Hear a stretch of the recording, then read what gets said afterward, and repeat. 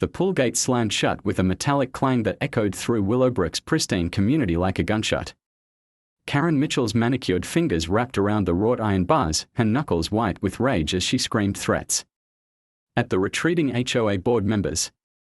But what she didn't know, what none of them knew, was that her 8-year-old daughter Emma was still inside, trapped in the pool house bathroom, listening to every venomous word. And when the sirens started wailing 20 minutes later, Karen's world would shatter in ways she never imagined. Because sometimes, karma doesn't just knock. The sun blazed mercilessly over the Willowbrook community pool, casting shimmering reflections across the pristine blue water that had become the latest battleground in Karen Mitchell's war against what she perceived as incompetence. She stood at the edge of the pool deck, her designer swimsuit cover-up pristine despite the sweat beading on her forehead, clutching her phone like a weapon as she scrolled through her meticulously documented list of grievances. 17 violations, she muttered, her voice carrying the sharp edge that had become her trademark at HOA meetings. 17 separate health code violations, and that's just from this morning. Her daughter Emma, 8 years old with sun-bleached hair and tired eyes that seemed far too old for her face, sat hunched on a plastic chair nearby, her small hands gripping a worn paperback book. She'd learned long ago that when Mom got that voice, it was better to disappear into stories about magical worlds where mothers weren't always angry. "Mom, can we just swim?" Emma asked quietly, not looking up from her book. "Not until they fix the pH levels," Karen snapped, her attention already shifting to her next target. "Do you see that?" She pointed a perfectly manicured finger at the pool skimmer. "That's supposed to be cleaned every 2 hours." 2 hours, Emma. It's been at least 3. The pool area was moderately busy for a Tuesday afternoon. A few families had claimed spots under the umbrellas, their children splashing happily in the shallow end while parents chatted and sipped cold drinks. The scene should have been peaceful, idyllic even, but Karen's presence crackled with an energy that made conversations quieter, laughter more subdued. "Mrs. Mitchell." Karen turned to see Miguel Santos approaching, his khaki uniform shirt already showing sweat stains despite the early hour. As the community's pool maintenance supervisor, Miguel had been on Karen's radar for months, not because he was incompetent, but because he was an easy target for her frustrations about everything she couldn't control in her increasingly chaotic life. Finally, Karen said, her voice dripping with disdain, "I've been waiting for you to show up. Do you have any idea what time it is?" Miguel checked his watch, 2:47 p.m. "I'm sorry, but I'm actually ahead of schedule today. I wasn't supposed to be here until." "I don't care about your schedule," Karen interrupted, stepping closer to him. "I care about the fact that my daughter and I pay premium HOA fees to use a facility that meets basic health standards.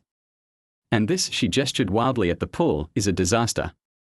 Emma sank lower in her chair, her book now forgotten as she watched her mother's familiar transformation from merely irritated to full-blown fury. She'd seen this exact scenario play out with teachers, store managers, restaurant servers, and now, apparently, pool guys. Miguel, who had been maintaining pools for 15 years and had dealt with his share of difficult residents, kept his voice steady. "What specific issues are you concerned about, Mrs. Mitchell?" "Specific issues?" Karen's laugh was harsh. "Where do I start? The pH is off. I tested it myself with strips I bought because clearly you can't be trusted to do it properly. The deck hasn't been pressure washed in weeks. I can see the build-up. And don't even get me started on the condition of those pool chairs." She pulled out her phone, swiping through dozens of photos she'd taken that morning. "I've documented everything. Every violation, every shortcut, every corner you've cut. I'm sending all of this to the HOA board, the health department, and my lawyer." Miguel's jaw tightened slightly, but his voice remained professional. "I test the water chemistry twice daily, and all levels have been within acceptable ranges.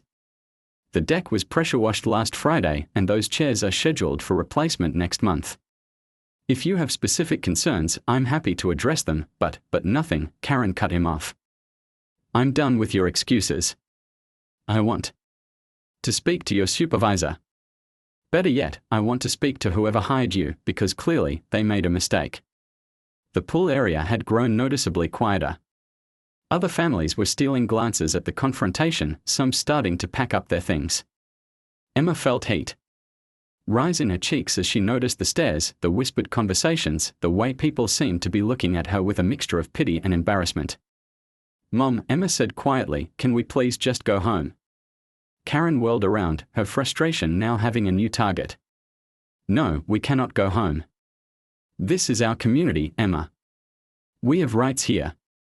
We pay for this pool, and we are going to use it properly or I'm going to know why." "Mrs. Mitchell," Miguel tried again, his patience wearing thin, "I understand you are concerned about the pool conditions, but I need to ask that you lower your voice.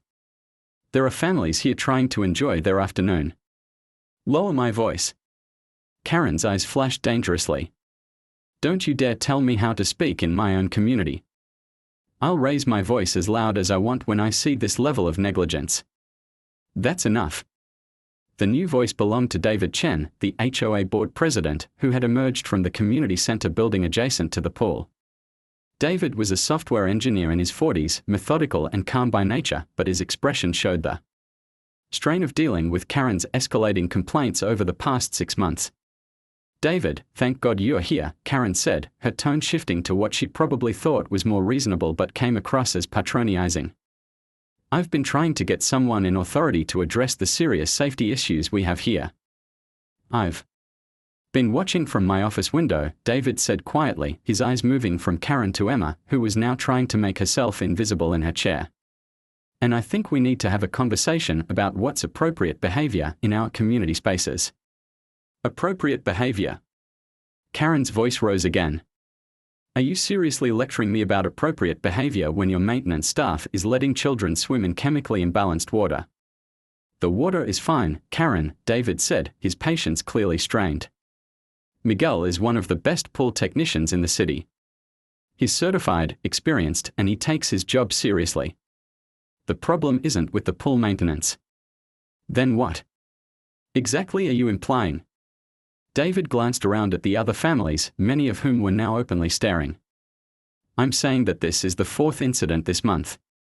The screaming match with the lifeguard over the dive board rules, the complaint about the pool temperature that resulted in you demanding to speak to the city health inspector, the argument with the Henderson family about their kids being too loud, all legitimate concerns," Karen interrupted.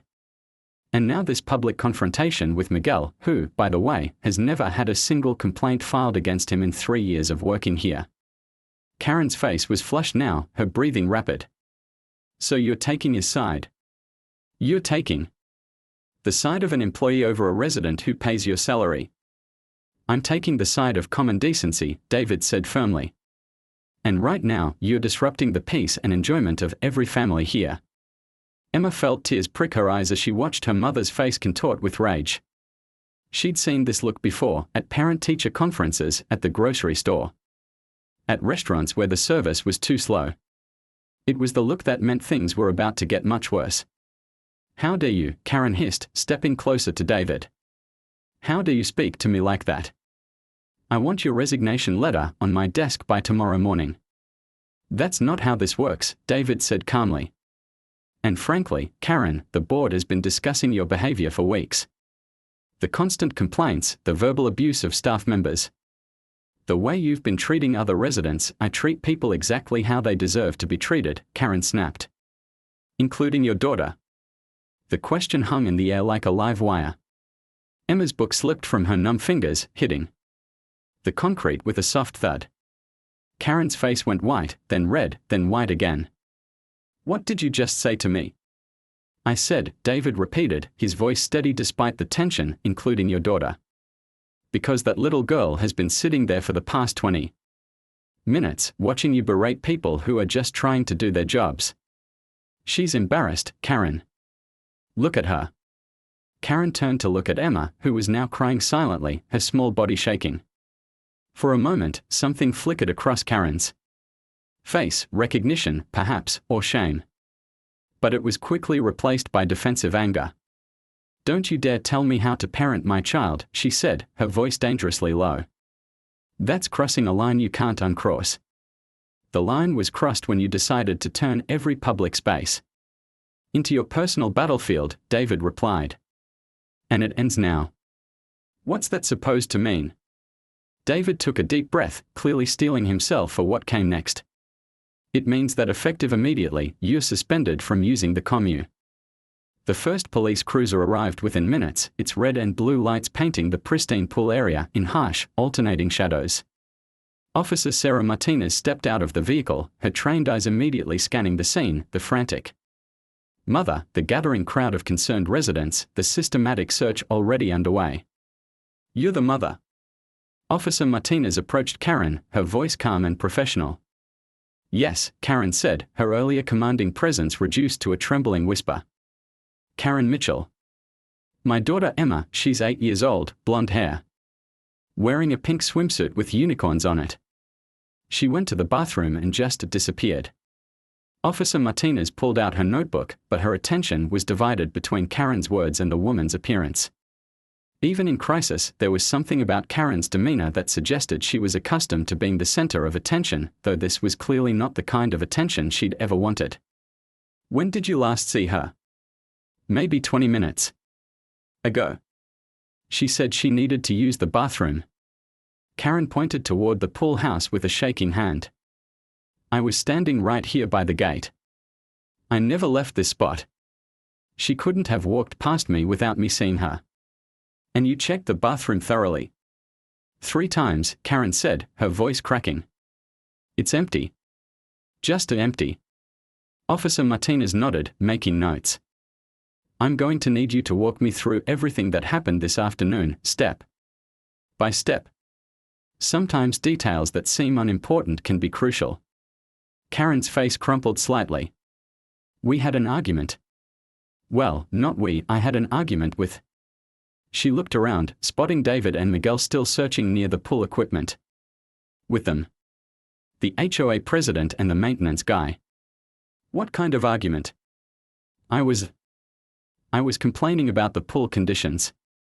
The pH levels, the cleanliness standards. Karen's voice grew smaller with each word.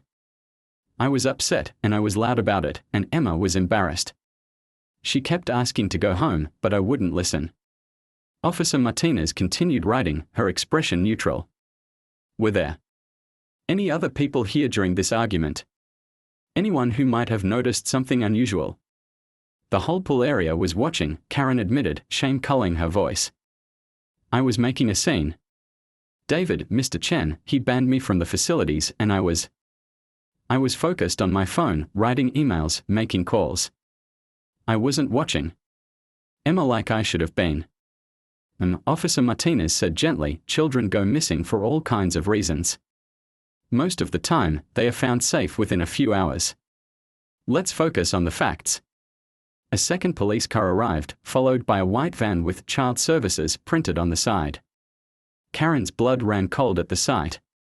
She'd threatened to call authorities on others countless times, but seeing official vehicles surrounding her own crisis felt surreal and terrifying. Detective Ray Thompson emerged from the second car, a tall man in his 50s with graying hair and the weary expression of someone who'd seen too many of these cases. He approached Officer Martinez first, speaking in low tones before turning to Karen. Mrs. Mitchell, I'm Detective Thompson. I understand your daughter is missing. We are going to do everything we can to find her, but I need to ask you some questions that might seem difficult right now. Karen nodded, wrapping her arms around herself despite the heat. Has Emma ever run away before? Even for a short time? No, Karen said immediately. Emma's not that kind of child. She's responsible, mature for her age. She follows rules. Has she been upset lately? Problems at school, changes at home. Karen hesitated. She's been quiet. More quiet than usual. But she's always been a good kid. She doesn't cause trouble. Detective Thompson made notes, his expression giving nothing away. What about your family situation? Are you married? Divorced? Any custody issues? Divorced, Karen said quietly. 2 years ago. Emma's father lives in Seattle. He is her every other weekend when he's in town, but he travels a lot for work. When was the last time she saw her father? 3 weeks ago. Maybe 4. Karen's voice caught. She asked if she could call him yesterday, but I told her to wait until his scheduled call time tonight. I thought she was just being needy. Detective Thompson exchanged a glance with Officer Martinez. We'll need his contact information. Has there been any conflict between you two recently? Any reason Emma might have tried to reach out to him? Karen's mind raced back over the past few weeks. The escalating arguments with teachers, store managers, neighbors. The way Emma had grown more withdrawn, spending more time in her room, less time talking about her day. The incident at the grocery store where Karen had berated a teenage cashier for being too slow while Emma stood mortified beside the cart. I don't know, Karen whispered. Maybe. I've been stressed lately. Work, the HOA issues, everything. Maybe I haven't been as patient with her as I should have been. That's normal, Detective Thompson said kindly. Parenting is hard, and we all have difficult days. Right now, let's focus on finding Emma. David Chen approached the group, his phone in hand. Detective, I've organized the residents into search teams. We are covering every inch of the community, the playground, tennis courts, walking trails, even the maintenance areas. So far, nothing. That's good thinking, Detective Thompson said. I've called for additional units and a K-19. They should be here within the hour. Karen felt her legs go weak. K-19. Dogs. You think she's... She couldn't finish the sentence. It's standard procedure, Detective Thompson assured her. Dogs can cover ground faster than humans, and they might pick up a scent trail we've missed. Meanwhile, Miguel had been quietly conducting his own investigation. As someone who worked throughout the community daily, he knew every corner, every potential hiding spot, every place a scared child might go. He checked the utility sheds, the storage areas behind the tennis courts, even the small drainage tunnels that ran beneath the walking paths. Detective, Miguel called out, jogging back toward the pool area. I found something. Everyone turned toward him, Karen's heart stopping completely. Not Emma, Miguel said quickly, seeing the terror in Karen's eyes. But I found her book. The one she was reading. He held up the worn paperback, a fantasy novel about a girl who could talk to animals. Where? Detective Thompson asked. About 50 yards from here, near the back gate that leads to the parking area. It was in the bushes, like someone dropped it while walking fast. Karen stared at the book, her mind reeling. That's impossible. Emma would never leave her book behind. She's been reading that same story for weeks, she carries it everywhere. Was the back gate locked? Detective Thompson asked. It should have been, David said, but his voice lacked certainty. All the perimeter gates are supposed to be locked during pull hours. Miguel was already moving toward the gate, pulling a key ring from his belt. I'll check, he called back. Karen watched him go, her mind racing. The back gate led to the visitor parking area, which connected to the main road. If Emma had gone that way, if someone had taken her that way, she could be anywhere by now. Mrs. Mitchell, Detective Thompson said gently, I need you to think very carefully. In the past few weeks, has anyone shown unusual interest in Emma? Any new people in her life? Neighbors, teachers, coaches? No, Karen said, but even as she spoke, she realized how little she actually knew about Emma's daily life lately. Between her escalating battles with various authority figures and her increasing focus on perceived injustices, she'd been paying less attention to her daughter's world. What about online? Does Emma use the internet? Social media? She's 8. Karen said defensively. She doesn't have social media. She uses my tablet sometimes to watch videos, but I monitor everything. Do you, though? The question came from behind her, and Karen turned to see a woman in her 30s wearing a polo shirt with Child Protective Services embroidered on the chest. I'm sorry. Karen's voice took on its familiar sharp edge, even in crisis. I'm Janet Morrison, CPS, the woman said calmly. I'm here as part of the standard response to missing child cases. I was asking if you actually monitor Emma's internet usage, or if you think you do.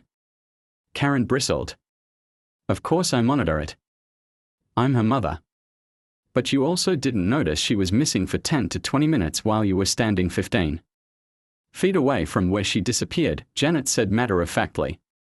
Sometimes parents think they are more aware of their children's activities than they actually are. How dare you, Karen snapped, her protective instincts flaring. My daughter is missing, and you're questioning my parenting. I'm questioning what we might have missed, Janet replied calmly. Because the more we understand about Emma's state of mind and recent behavior, the better chance we have of finding her. Detective Thompson stepped between them. Let's stay focused on the search. We can address other concerns later. Detective. Miguel's voice carried across the community from the back gate. The gate's open. The lock's been cut. The words hit the group like a physical blow. Karen felt the world tilt sideways, her vision blurring as the implication sank in. An open gate meant Emma could have left the community. Or worse, someone could have taken her. I need to see that gate, Detective Thompson said immediately. Officer Martinez, can you coordinate with the search teams? I want everyone to shift focus to the perimeter. As the detective jogged, Detective Thompson's phone buzzed with an incoming call as Karen stared at Emma's text message, her world crumbling around her. He glanced at the caller ID and stepped away to answer, leaving Karen surrounded by the very people she'd been battling just hours earlier, now the witnesses to her complete downfall. This is Thompson, he said into the phone, his voice carrying across the suddenly quiet pool area. After a moment, his expression shifted. I see. Yes, we have the mother here. How long has he been trying to reach her? Karen's head snapped. Up. She could only hear one side of the conversation, but dread was pooling in her stomach like ice water. 17 missed calls, Detective Thompson continued. And she hasn't been responding to texts for 3 weeks. Okay, we'll need to coordinate with Seattle PD for the pickup. He ended the call and turned back to Karen, his expression professional but not unkind. That was your ex-husband, Mrs. Mitchell. Apparently, he's been trying to reach you all afternoon. Brad. Karen's voice was barely a whisper. Brad called you. Emma contacted him around noon today. She told him she was scared and wanted to come live with him.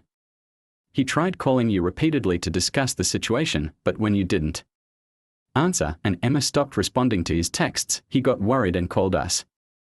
Karen fumbled for her phone, scrolling through her missed calls and text notifications. In her fury over the pool incident, she'd put her phone on silent and had been ignoring everything except her angry emails to the HOA board. 17 missed calls from Brad.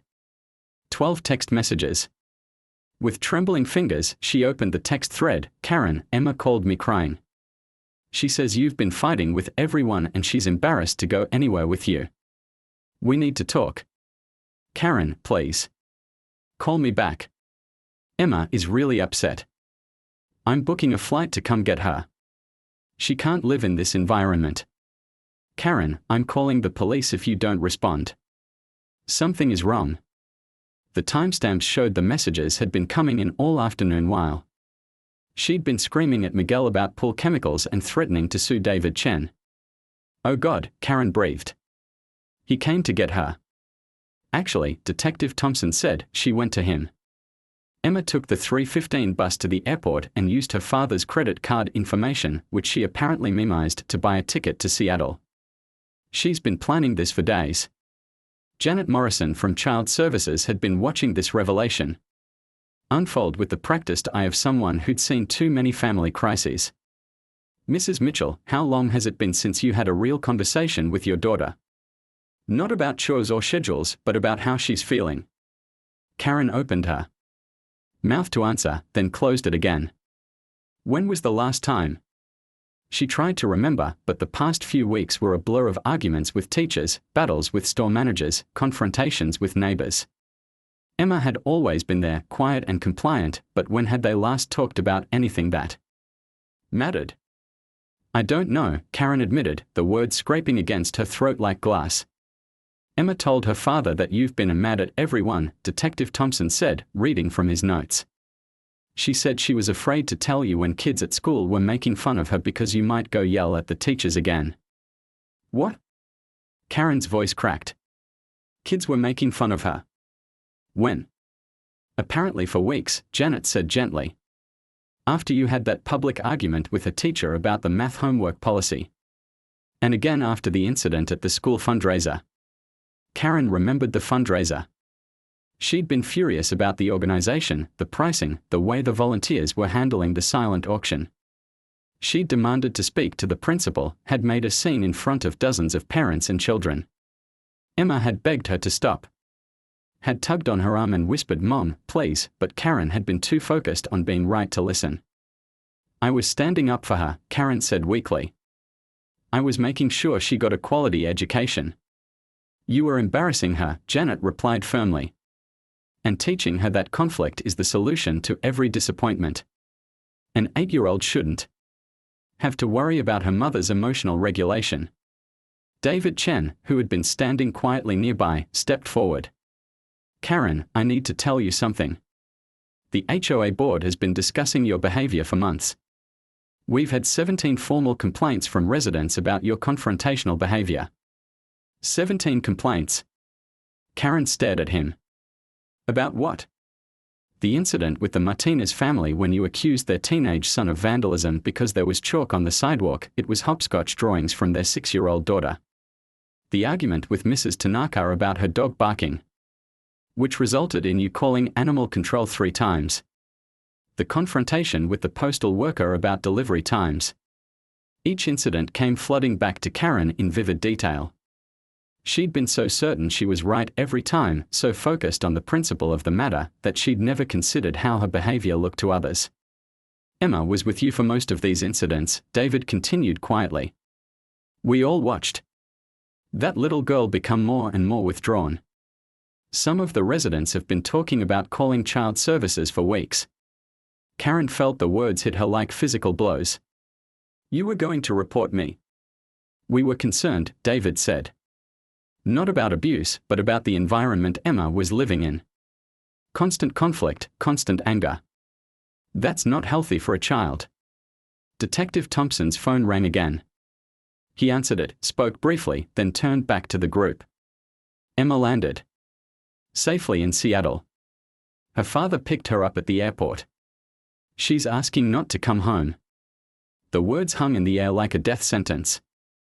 Karen felt her knees buckle, and Miguel, the same man she'd been screaming at an hour earlier, caught her arm to steady her. I need to call her, Karen said desperately. I need to explain. She doesn't understand. I was fighting for her, for both of us. I was trying to make things better. Were you? Janet asked quietly. Or were you fighting because you needed to feel in control of something? The question cut through Karen's defenses like a knife. She thought about her divorce, finalized 2 years ago after Brad had finally had enough of her escalating need to battle everyone about everything. She thought about her job in customer service, where she spent 8 hours a day dealing with complaints and problems. She thought about how the fighting had become the only way she knew how to interact with the world. I don't know how to stop, Karen whispered, the admission tearing out of her like a confession. I don't know how to not be angry anymore. That's the first honest thing you've said all day, Janet replied, but her voice was gentler now. And it's the first step toward getting your daughter back. Detective Thompson closed his notebook. Mrs. Mitchell, there won't be any charges related to Emma's disappearance. She wasn't kidnapped or endangered, she made a decision to leave an unhealthy situation. But you need to understand that her father now has grounds to petition for emergency custody. No, Karen said, panic rising in her voice. No, he can't take her away from me. She's my daughter. I love her. Loving her isn't enough, Janet said firmly. Children need emotional safety, not just physical safety. They need to live in environments where they can be children, not battlefield medics trying to manage their parents' emotional wounds. What do I do? Karen asked, her voice breaking completely. How do I fix this? You start by taking responsibility, Detective Thompson said. Not just for today, but for the pattern of behavior that led Emma to feel like running away was her only option. You get help, Janet added. Anger management, therapy, parenting classes. You learn healthy coping mechanisms so you can model them for your daughter. And you apologize, David said quietly. To Emma, to your ex-husband, to everyone you've hurt with your anger. Not because you have to, but because you want to be better. Miguel, who had been silent through most of this exchange, finally spoke up. Mrs. Mitchell, can I tell you something? Karen looked at him, really looked at him for the first time. He was probably in his 30s, with kind eyes and calloused hands that spoke of honest work. She remembered how patient he'd been with her accusations, how professional he'd remained even when she'd attacked his competence and threatened his job. My daughter is 7, Miguel said quietly. Sometimes when I pick her up from school, she tells me about the kids whose parents yell at the teachers, who make scenes at pickup, who are always angry about something. Those kids are always sad, Mrs. Mitchell. They are ashamed and scared. And they learn to be quiet because they never know when the next explosion is coming. Karen felt tears streaming down her face. Emma's been quiet. For weeks, she's been so quiet. Because she was trying to protect herself, Miguel said gently. Children shouldn't have to protect themselves from their parents' emotions. I thought I was protecting her, Karen said. I thought if I fought for everything, if I made sure no one took advantage of us, that she'd grow up strong. But what you were actually doing, Janet said, was teaching her that the world is dangerous, that everyone is an enemy, and that anger is the only appropriate response to problems. That's not strength, that's fear. Karen sank onto one of the pool chairs, her designer cover-up wrinkled and stained with tears and sweat. Around her, the families who had been helping search were starting to pack up their things, the crisis officially over. But she could feel tea. 3 weeks later, Karen sat in Dr. Elena Rodriguez's office, staring at a box of tissues she'd already emptied twice during their session. The therapist's office was deliberately calming, soft lighting, neutral colors, strategically placed plants, but Karen felt like she was being dissected under a microscope. Tell me about the grocery store incident, Dr. Rodriguez said gently, her pen poised over her notepad. Which one? Karen asked, then immediately felt ashamed. There were several. The one that happened 2 days before Emma left. The one she mentioned to her father. Karen closed her eyes, remembering. The cashier was new. Teenage girl, maybe 17. She was scanning items slowly, and there was a line building up behind us. I asked her to move faster. How did you ask? Karen's face burned with shame. I didn't ask. I told her she was incompetent. I said if she couldn't handle a simple job like scanning groceries, maybe she shouldn't be working. I demanded to speak to her manager. How did Emma react? She tried to hide. She went and stood by the magazine rack, pretending to read. When I called her back to the cart, she wouldn't look at me. She wouldn't look at the cashier either. Dr. Rodriguez made a note. What was Emma's behavior like after that incident? Quiet. She was quiet for the rest of the day. At dinner, she barely ate. When I asked her what was wrong, she said nothing, but Karen's voice caught. But she asked if we could start shopping somewhere else. And what did you tell her?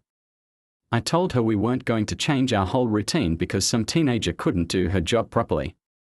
Karen wiped her eyes with a fresh tissue. I thought I was teaching her not to accept poor service. I thought I was showing her how to stand up for herself. What do you think you were actually teaching her?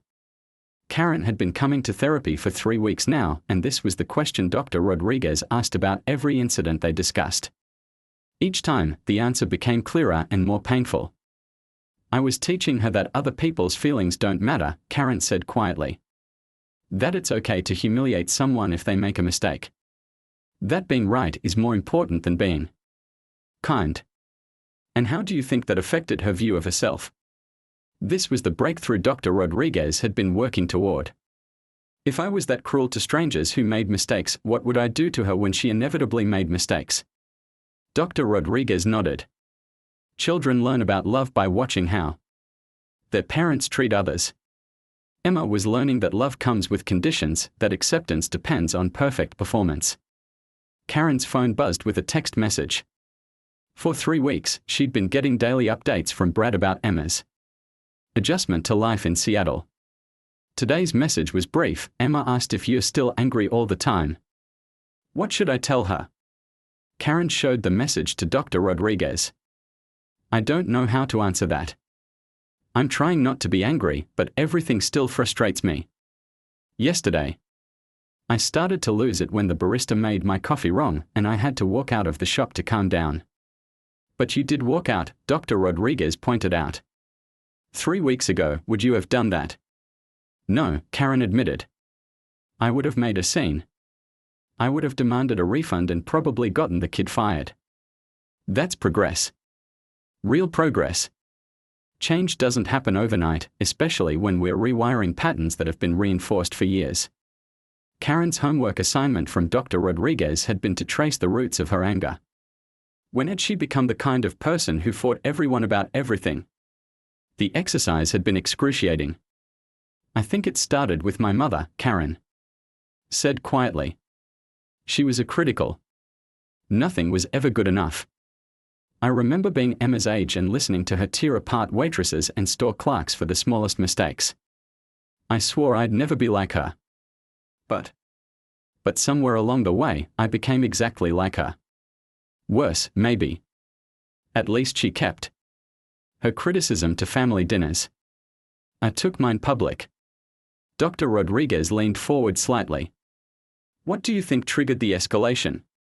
When did the criticism become full-scale warfare? Karen had been dreading this question, but she knew the answer. The divorce. When Brad left, I felt powerless. Like my whole life was spinning out of control. Fighting with other people, winning those little battles, it made me feel like I had some control over something. Even if it meant Emma lived in a war zone. Even then, Karen whispered. I told myself I was protecting her, preparing her for a hostile world. But really, I was just taking my pain out on everyone around us. The session was interrupted by Dr. Rodriguez's assistant, who knocked and entered with an apologetic expression. I'm sorry to interrupt, but there's a call for Mrs. Mitchell. Her ex-husband says it's about Emma. Karen's blood went cold. Is she hurt? Is something wrong? Dr. Rodriguez handed her the phone. Brad. What's happened? Karen, calm down. Emma's fine. But she wants to talk to you. Karen's heart stopped. She does. She's been asking about you. Whether you're getting help, whether you're still angry. I think she misses you, but she's scared too. Can I talk to her now? She's at school. But Karen, she wants to know if you've learned how to apologize. What do you mean? She remembers all the times you fought with people and never said sorry. She wants to know if you've apologized to the people you hurt. Karen felt Dr. Rodriguez watching her carefully. Oh no. I haven't. I didn't think about that. Emma did. She asked me if the grocery store girl still has her job, if you ever said sorry to her teacher, if you apologized to the pool guy. The weight of it hit Karen like an avalanche.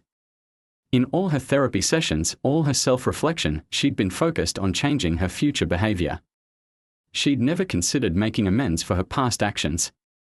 Emma's 8 years old, Brad continued, and she understands something about taking responsibility that you're still learning. She wants to see that you can admit when you're wrong. Not just promise to do better. After the call ended, Karen sat in stunned silence. Dr. Rodriguez waited patiently for her to process. I need to make a list, Karen said finally. Everyone I hurt, everyone I owe an apology to. That's a big step, Dr. Rodriguez said. But Karen, you need to understand, some people may not be ready to hear your apology. Some bridges can't be rebuilt. Oh no. But Emma's watching. She needs to see that I can take responsibility for what I've done, not just promise to be better. That afternoon, Karen sat in her car outside the grocery store where she'd humiliated the teenage cashier. Through the window, she could see the girl, Sophia, according to her name tag, working register 3. Karen had looked up her name in the store's complaint system, where she'd filed 3 separate complaints about Sophia's performance. Taking a deep breath, Karen walked inside and got in Sophia's line, even though it was longer than the others. When her turn came, Sophia looked up with automatic customer service smile that faltered when she recognized Karen. Sophia said carefully, if there's a problem with your order, I can call my manager. No, Karen said quickly. No problems. Oh. I came to apologize to you. Sophia blinked in confusion. Apologize? 3 weeks ago, I was here with my daughter. And I was horrible to you. I said terrible things about your work performance, I demanded to speak to your manager, and I made you cry. Karen's voice was shaking. I was wrong. You were doing your job, you were learning, and I was cruel to you. Sophia stared at her, clearly uncertain how to respond. The customers behind Karen in line were starting to look impatient. I don't expect you to forgive me, Karen continued. But I needed you to know that my behavior was unacceptable and I'm getting help so I never treat another person the way I treated you. Oh. Sophia looked around nervously. Thank you. I guess. I also wanted you to know that I called your manager and told him what a good worker you are.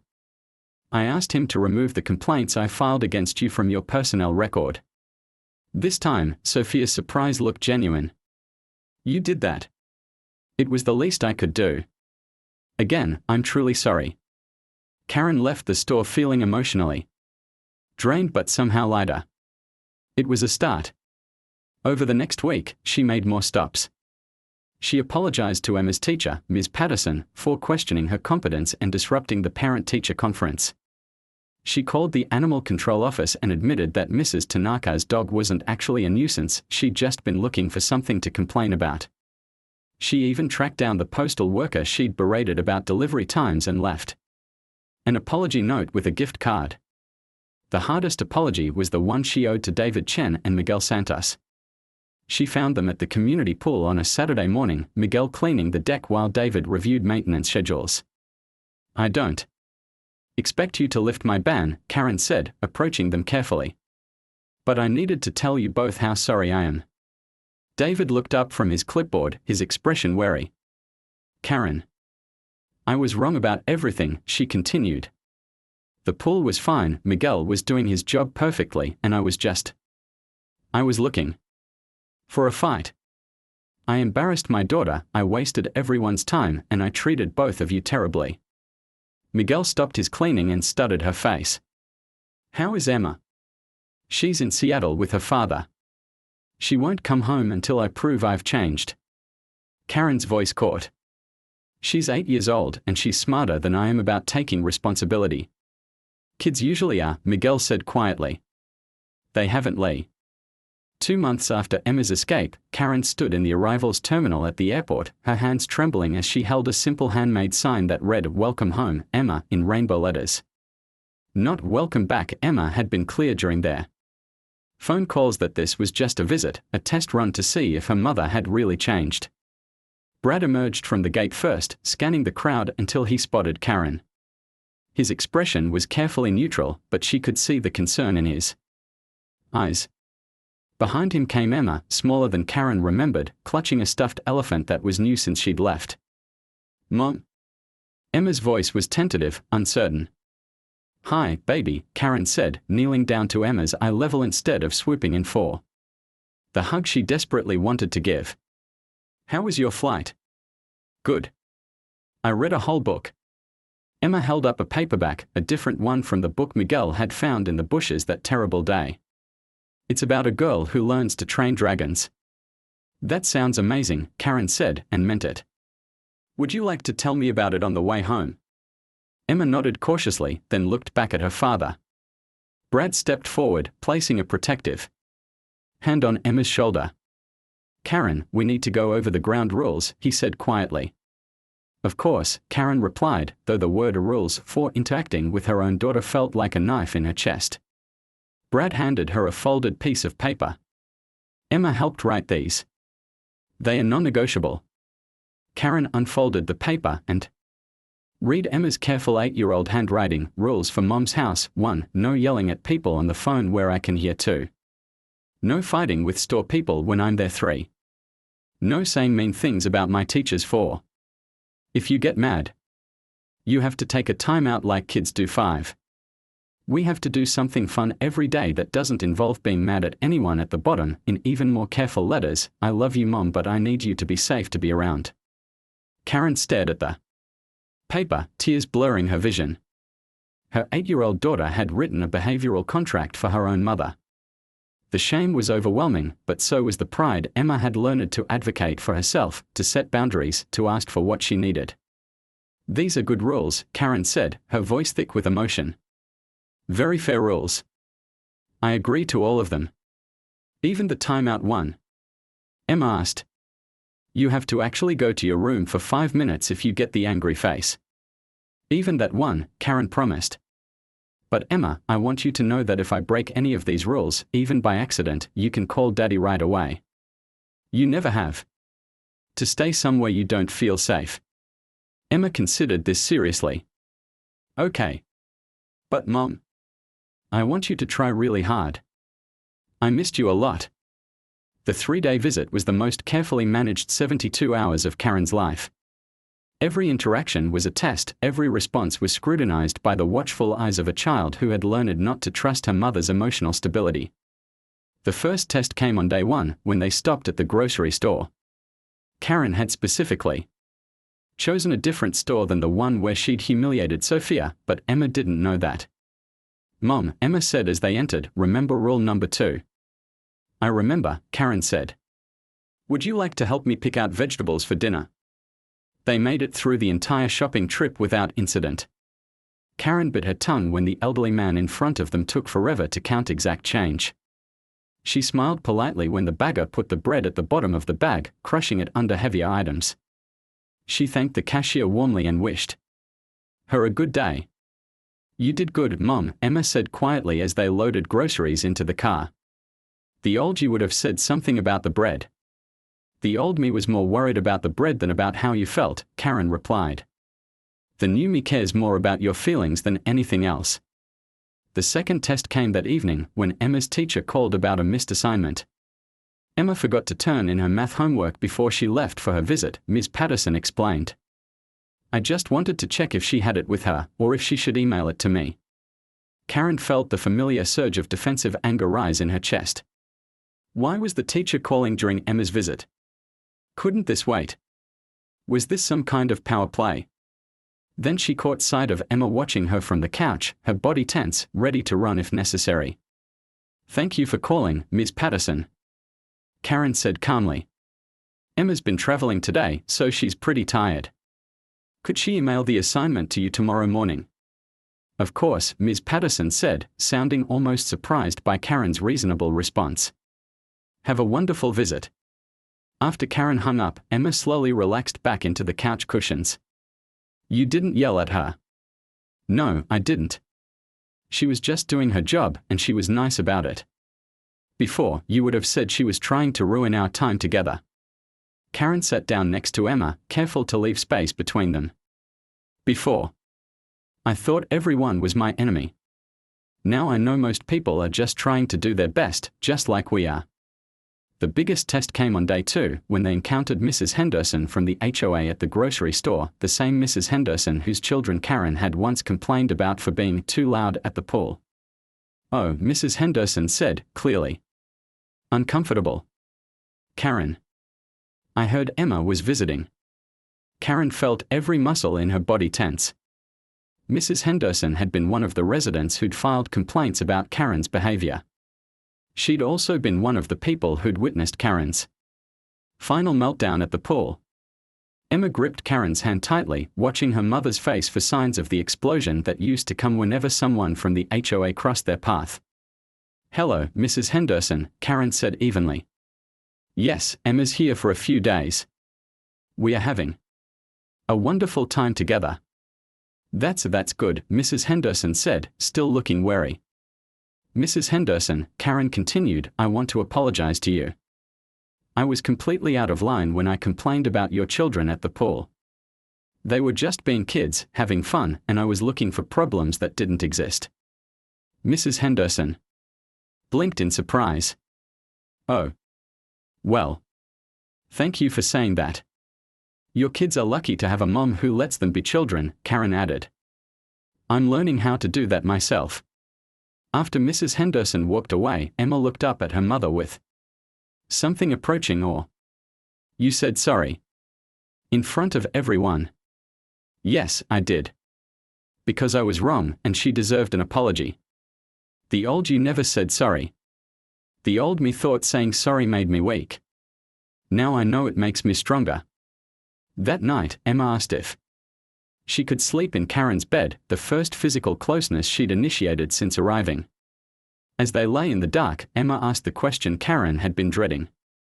Mom, why did you used to be so angry all the time? Karen had practiced this conversation with Dr. Rodriguez, but the actual moment felt harder than any therapy session. You know how sometimes when you're scared or sad, you might get grumpy instead? Karen asked. Emma nodded against her shoulder.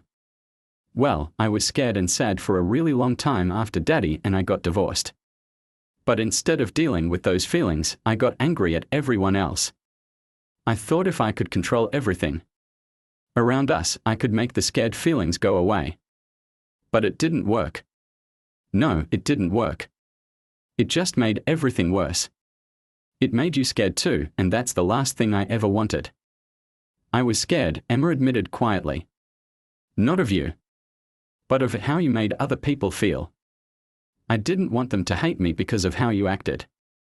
Karen's heart broke a little more. Oh, sweetheart. None of that was ever your fault. You don't have to carry responsibility for my behavior. But kids at school would say things about you. About how their parents talked about the crazy lady who yells at everyone. I'm so sorry, Karen whispered.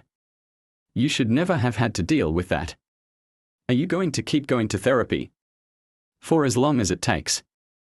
Maybe forever. Because I never want you to be afraid of me again. I'm not afraid of you anymore, Emma said after a long pause. But I'm still afraid you might go back to being the angry mom. That's fair, Karen said. I'm a little afraid of that too. That's why I keep working with Dr. Rodriguez and why rules like the ones you wrote are so important. On the final day of the visit, Emma made an announcement that caught both Karen and Brad off guard. I want to come home, she said over breakfast. Not right away, but maybe in a few weeks. Karen felt her heart soar, but she forced herself to stay calm. Are you sure? You don't have to decide anything right now. I'm sure. But I want to keep the rules. And I want to talk to Dr. Rodriguez too, so I can learn how to tell you if you're getting angry before it gets scary. I think that's a wonderful idea, Karen said. Dr. Rodriguez would love to meet you. Brad looked uncertain. Are you sure you're ready? It's okay to take more time. Daddy, I miss my room. I miss my school friends. And Mom is different now. She's not perfect, but she's trying really hard. Emma looked at Karen seriously. But if you go back to being angry all the time, I'll leave again. And next time I might not come back. The words should have felt like a threat, but Karen heard them for what they were, a boundary set by a wise little girl who had learned to protect herself. That's fair, Karen said. And Emma, if I ever start going backwards, if I start being angry all the time again, I want you to leave. I want you to be safe more than I want you to be with me. Promise. I promise. At the airport, Emma hugged her mother, really hugged her, for the first time in months. I